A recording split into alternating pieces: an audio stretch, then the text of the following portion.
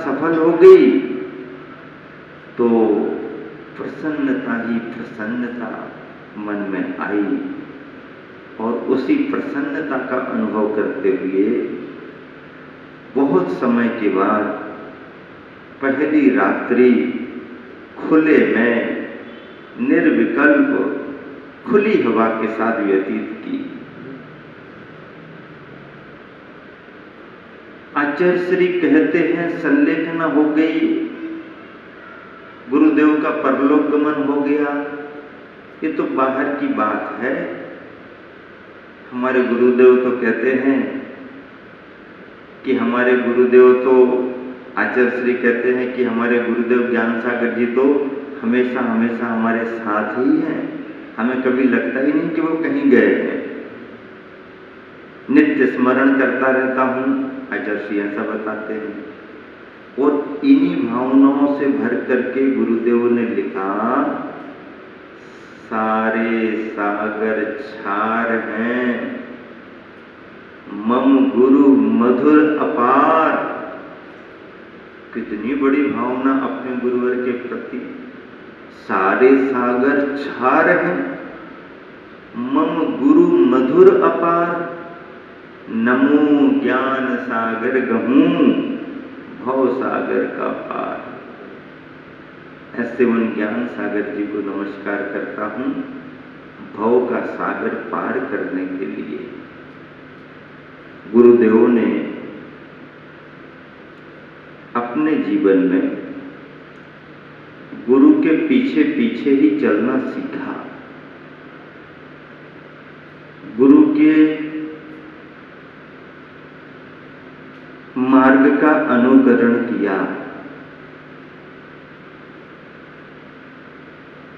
एक शिष्य गुरु के पद चिन्हों पर चलता है।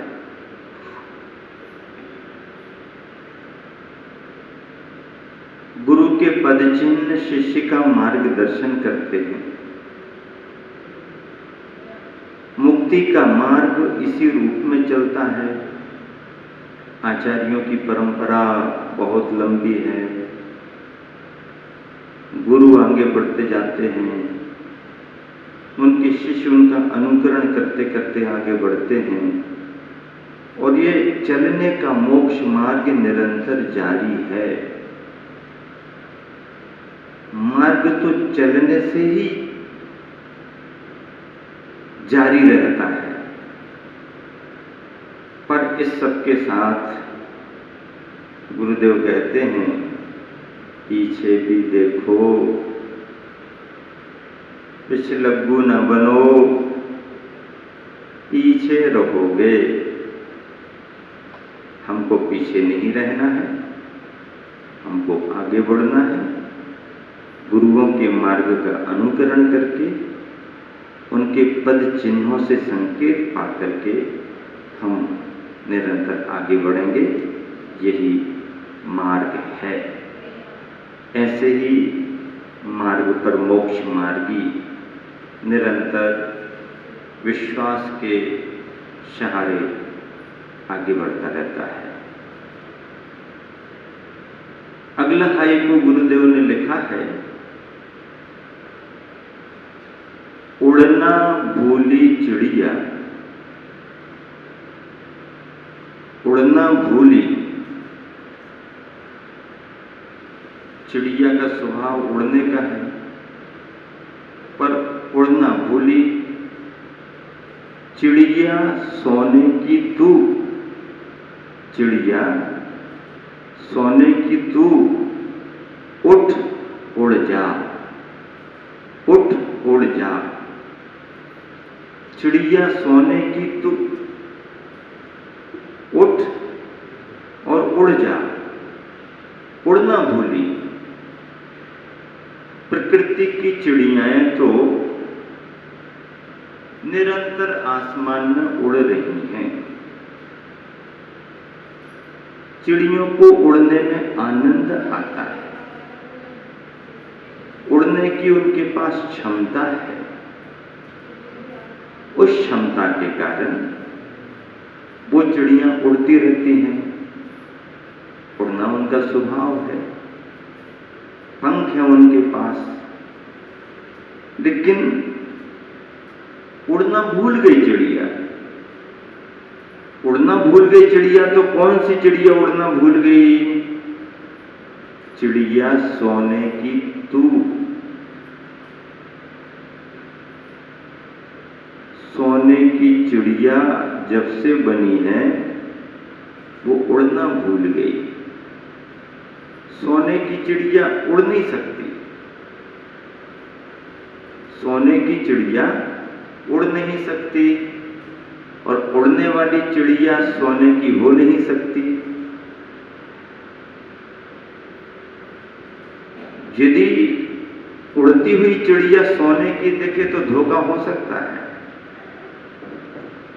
जंगल में घूमता हुआ मृग यदि सोने का दिख जाए तो सावधान हो जाना। क्यों? क्योंकि प्रकृति की सुरम्यता में स्वर्णाभरणों का काम नहीं। प्रकृति ने पशु बनाए हैं, प्रकृति ने मानव बनाए हैं। किसी भी पशु और मानव की निर्मिति में सोना चांदी नहीं लगा। ये सोना चांदी तो ऊपर से लगाए गए हैं, नेचुरल सोना चांदी नहीं। सोने का आदमी नहीं होता, सोने के पशु पक्षी नहीं होते। उस व्यक्ति ने अपने लोभ के कारण ये वरदान पा लिया था कि जिसे भी मैं छूऊं वो सोना हो जाए। बहुत सोना चाहिए था उसको, बहुत सोना चाहिए था, इतना सोना, ऐसा सोना, वैसा सोना, ये भी सोने का, वो भी सोने का, ये भी सोने का, वो भी सोने का। वरदान प्राप्त कर लिया उसने, मैं जिसे छूऊं वो सब सोने का हो जाए। ठीक है, तेरे को वरदान देते हैं, जिसको भी तू छुएगा सब सोने का हो जाएगा। वरदान मिल गया, अब बहुत खुश हो गया। हो, अब तो सोना ही सोना, जिसको भी छूऊंगा सोने का, जिसको भी छूऊंगा सोने का। घर जाते ही उसने सबसे पहले अपने मकान को छुआ। हाँ, मकान सोने का हो गया। अपने पलंग बिस्तर को छुआ, पलंग बिस्तर सोने का हो गया। अब बढ़िया है, घर में जो जो सामान रखे थे सब सामानों का स्पर्श किया, सब सोने के होता जा रहा है। बहुत खुश हो रहा, बहुत बढ़िया काम किया, हमसे बड़ा धरती पर कोई होगा नहीं। ऐसा वैसा ये वो करते करते बहुत खुश। अब भोजन करने का समय आया, भोजन थाली में परोसा गया। थाली को उसने छुआ, थाली सोने की, बहुत खुश हो गया। ओहो, थाली भी सोने की हो गई। गिलास छुआ, गिलास भी सोने का हो गया। अब भोजन करना शुरू करो। जिस भोजन को उसने छुआ, रोटी का गिलास उठाया, सोने का हो गया। उसमें सब्जी लगाई, सोने की हो गई। दाल की कटोरी से दाल निकाली, सोने की हो गई। अरे ये मामला क्या? खाने पीने के सारे सामान उसके छूने से सोने के हो गए।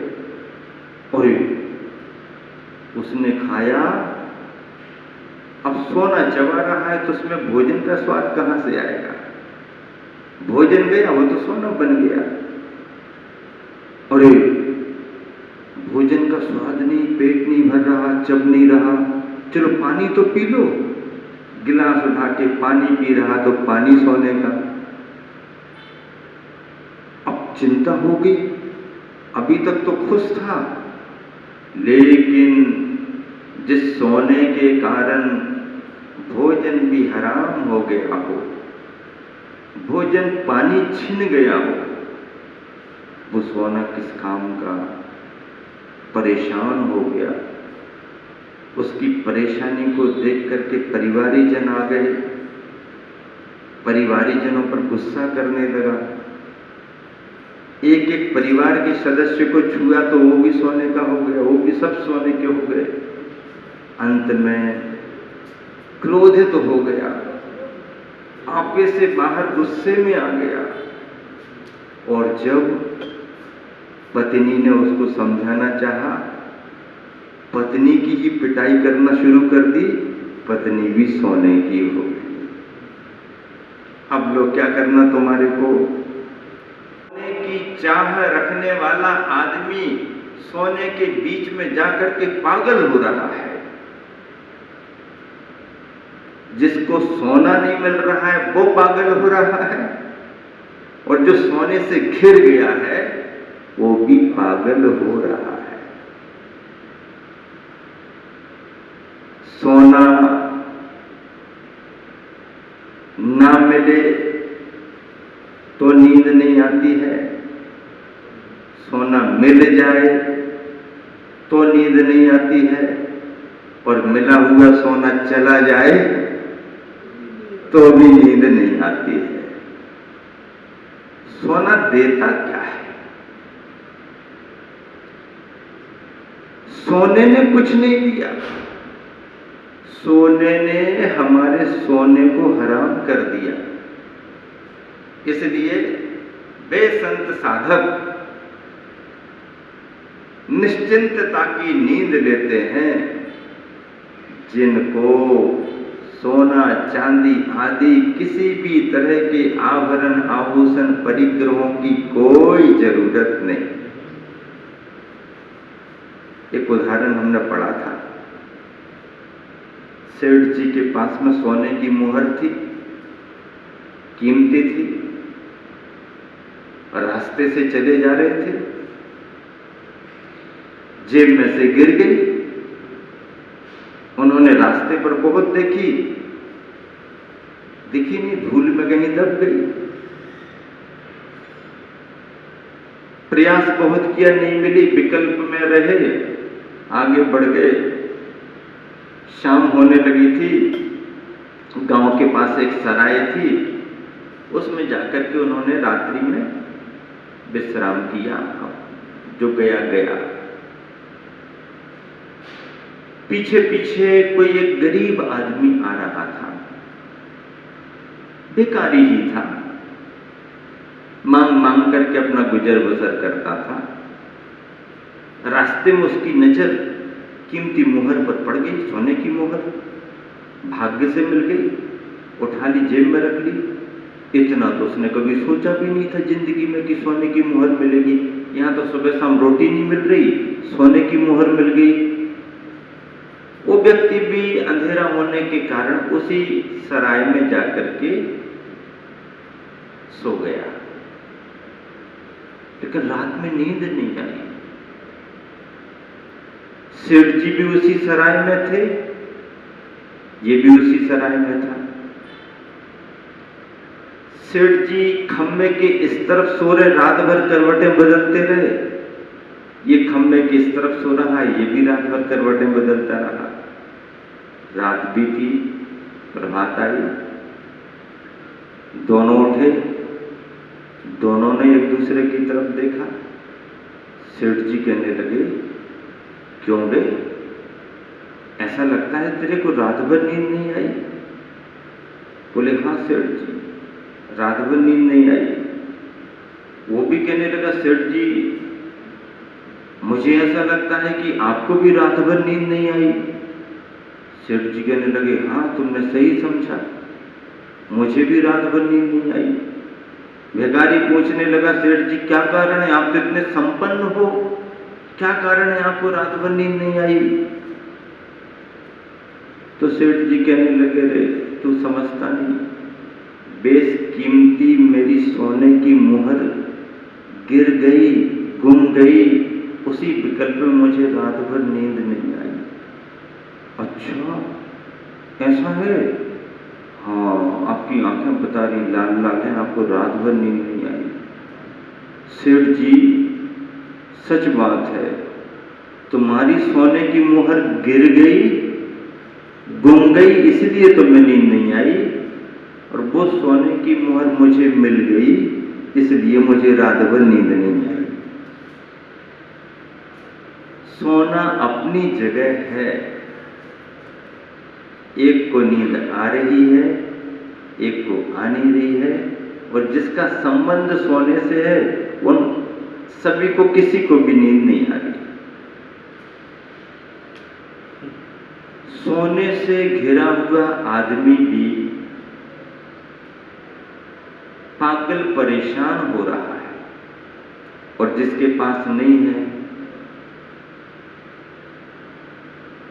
अपने यहां कहा जाता है दाम बिना निर्धन दुखी, तृष्णावश धनवान। दुखी तो दोनों हैं, एक अभाव में दुखी है, एक तृष्णा में दुखी है। दुख के कारण अभाव और तृष्णा दोनों हैं। जो भी छूऊं, जिसे भी छुआ जाए वो सोने का हो जाए, ऐसा वरदान पाने वाला जब घर में सब कुछ सोने सोने का देख रहा है तो खाने पीने को तरस गया, परिवार से बात करने को तरस गया। अब स्टैचू जैसे हो गए सब, सोने सोने के दिख रहे, ना बोल रहे ना हंस रहे, तो मतलब क्या परिवार का?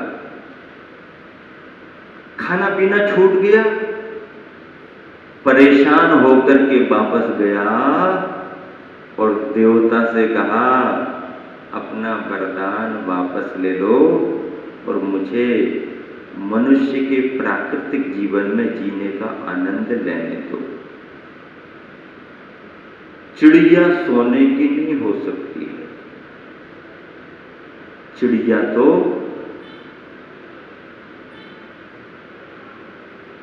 चिड़िया ही है। चिड़िया सोने की बन जाए तो सावधान होने की जरूरत है।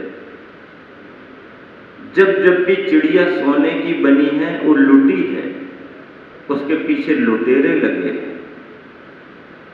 और भारत को जो सोने की चिड़िया कहा गया, तो जब से भारत को सोने की चिड़िया कहा गया तभी से भारत को लूटने वाले लुटेरे भी पीछे लग गए। अपनी चिड़िया को सोने की मत बनाओ, अपनी चिड़िया को चिड़िया ही रहने दो तो सुरक्षा रहेगी।